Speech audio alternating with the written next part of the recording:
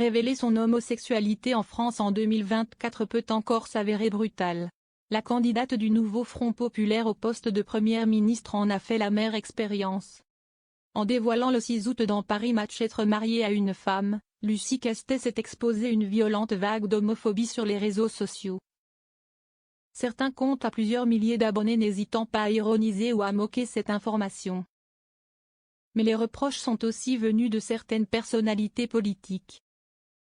Je souhaite trouver un équilibre entre protéger ma famille, ma femme et notre enfant, et dire qui je suis. Ça me semble encore important aujourd'hui, avait seulement déclaré Lucie Castet à l'hebdomadaire détenu par Vincent Bolloré. Déjà trop pour certains? La députée européenne Horizon Nathalie Loiseau, ancienne tête de liste macroniste aux élections de 2019, a ainsi expliqué dans un tweet. Pour moi, la politique passait par la discrétion sur soi-même, le service des autres et le passage par l'élection. Mais ça, c'était avant.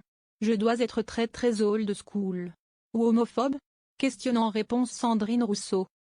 Un acte extrêmement personnel. Les propos de Nathalie Loiseau ont en effet fait bondir de nombreux responsables de gauche. Si les imbéciles qui répètent qu'on fait son coming out médiatique pour faire parler de soi étaient exposés au dixième des insultes qu'on subit quand on franchit ce pas, ils changeraient d'avis assez vite. Pointe le sénateur communiste Yann Brossat, qui rappelle que Nathalie Loiseau s'est plusieurs fois affichée aux côtés de son mari. L'invitation à la discrétion, c'est réservé aux homosexuels? Demande-t-il alors.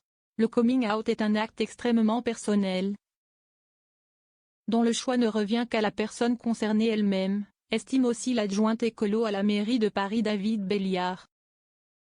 Tu es carrément hypocrite Nathalie. De fait, ressortir les archives s'avère extrêmement périlleux pour elle. Un article de Paris Match datant de mars 2019 est notamment ressorti. Sous le titre Le jardin secret de Nathalie Loiseau, on y voit l'actuel eurodéputé poser tout sourire avec son fils, devant plusieurs planches de BD. Non, rassure-toi Nathalie, tu n'es pas old school. Tu es carrément hypocrite et peut-être même un peu homophobe, juge la députée socialiste Aïda Alizadeh. Quand, en décembre 2020, l'ex-ministre Clément Beaune révélait lui aussi son homosexualité dans la presse. Nathalie Loiseau le félicitait pour cette très belle interview et ce combat nécessaire en Europe. Signe d'un deux poids deux mesures? Mise en scène de sa vie privée. D'autres rappellent que lorsqu'elle étudiait à Sciences Po, Nathalie Loiseau fut candidate à une élection sous l'étiquette de l'Union des étudiants de droite, UD. Un syndicat d'extrême droite né sur les cendres du GUD. Old school? Non, juste une réac d'aujourd'hui et une ancienne sympathisante du GUD, étrit l'ancien député écolo Sergio Coronado. L'ancienne ministre d'Emmanuel Macron a finalement repris la parole. Ce n'est pas le coming out qui m'interpelle, c'est la mise en scène de sa vie privée par une inconnue, estime-t-elle. Lucie Castet appréciera sûrement d'être encore qualifiée d'inconnue.